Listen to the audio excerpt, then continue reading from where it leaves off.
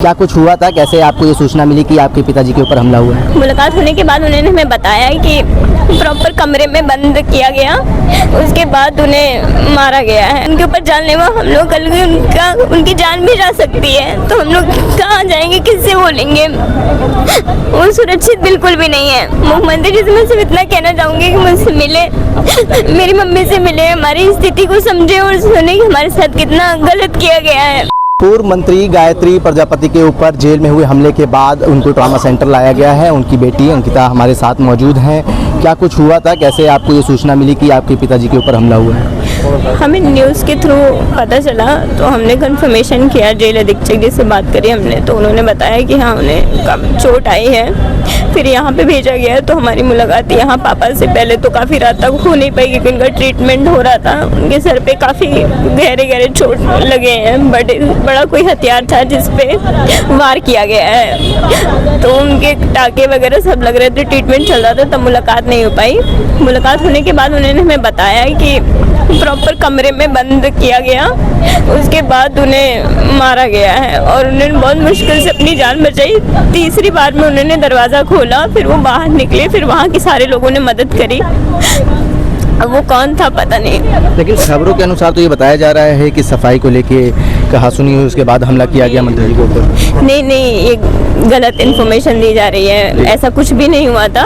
वो सफाई कर्मी था, साफ सफाई करता था, वहाँ पे रहता था और पापा से भी उसकी कोई दुश्मनी नहीं थी। वो कभी ऐसा कुछ भी, पापा मुझे खुद बता रहे हैं कि मुझे बिलीव नहीं हो रहा है कि उसने ऐसा किया।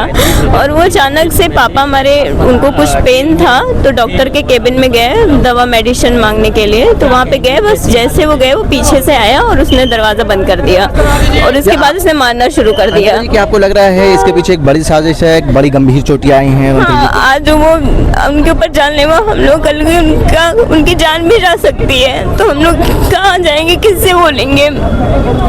वो सुरक्षित बिल्कुल भी नहीं है। जिन आरोपों के आधार पे उनको सजा मिली है, आप उसको भी चुनौती दे रही हैं। आप कह रही हैं कि उनको गलत फंसाया। हाँ, उन्हें गलत फंसाया गया है। अगर किसी का रेप हुआ तो उसका मेडिकल तो होना चाहिए। अगर मैं कह दूं कि मेरा किसी ने रेप किया है, तो बिना मेडिकल के कैसे पता चल जाए कि मेरा रेप हुआ है या नहीं हुआ है? क्या कानून लड़की के लिए होता है तो आदमियों के लिए भी तो होता है? इतना गलत थोड़ी करना चाहिए। 8.5 साल से हमारी कोई सुनवाई नहीं हो रही, पेपर लेके हम घूमते हैं, महिला सामने आके बोल रही है कि उसके साथ कुछ गलत नहीं हुआ है, लेकिन उसके बाद भी हमारे से पापा मेरे हाईलाइट है इतने ज्यादा पॉलिटिकल, उनका बैकग्राउंड, इस वजह से कोई हमारे सुनता नहीं। क्या हम लोग इंसान नहीं है क्या हमारी नहीं सुननी चाहिए? 8.5 साल से उन्हें फंसा के केवल रखा गया है। किसी से भी मदद मांगने जाओ, बहुत हाईलाइटेड मैटर है, मैं कुछ नहीं कर सकता। अरे हमारा परिवार बर्बाद हो रहा है। आज मेरे पिता ऐसी स्थिति में, हम कुछ कर नहीं सकते। वहाँ अगर शिफ्ट करेंगे जेल में तो मैं डर है कि उनको कल जान भी जा सकती है। क्या आपको लगता है कि आपके पिताजी को जान का खतरा है या इसके पीछे कोई रंजिश है, पुरानी रंजिश? हो सकता है जानलेवा हमला किया गया है, अचानक से कोई आके मार रहा है दरवाजा बंद करके, तो ऐसा तो है नहीं कि कोई ऐसे बदतमीजी गाली गलौज करेगा तो इतना मारपीट करेगा। इतना जानलेवा हमला किया गया, उसके पास पहले से कुछ चीजें थी जिससे उसने वार किया है।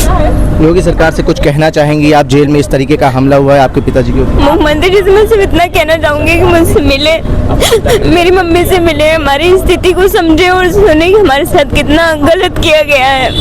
उनसे सिर्फ निवेदन है कि हम न्याय दिला दें हमें। 8.5 साल हो गए, हम लोग बहुत झेल चुके हैं।